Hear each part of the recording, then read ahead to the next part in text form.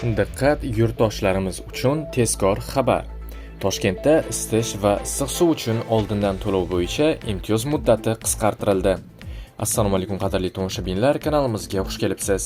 Videodan to'liqroq xabardor bo'lishni istasangiz, oxirigacha ko'rib, like va podpiska tugmalarini bosib qo'yishlikni unutmang. Diqqat qiling. Toshkent shahar issiqlik ta'minoti operatori Veolia Energy isitish va issiq suv xizmatlari uchun oldindan to'lov qilish tartibiga o'zgartirish kiritilganini ma'lum qildi.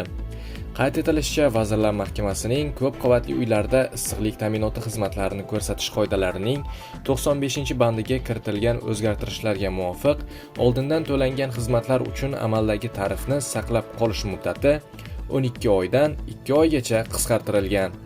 Yangi tartibga ko'ra iste'molchi oldindan to'lov qilgan vaqtda amal qilayotgan tarif qo'llanadi. Ushbu tarif oldindan to'langan xizmatlar hajmiga nisbatan amal qiladi. Biroq uning amal qilish muddati 2 oydan oshmaydi. Agar shu davr ichida tariflar o'zgarsa, oldindan to'langan xizmatlar uchun qayta hisob-kitob qilinmaydi. Veolia Energy ma'lumotiga ko'ra, 2 oylik muddat tugagach, keyingi hisob-kitoblar amalda bo'lgan tariflar asosida hisoblanadi. Ya'ni endilikda iste'molchilar tarif oshishidan himoyalanish maqsadida 1 yilga oldindan to'lov qilib, eski tarifni saqlab qola olmaydi.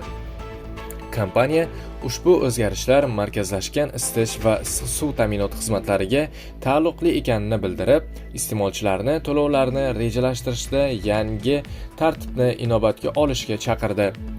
O'zbekistonda 2026-yil 1-iyundan elektr energiyasi va gaz tariflari o'zgargan.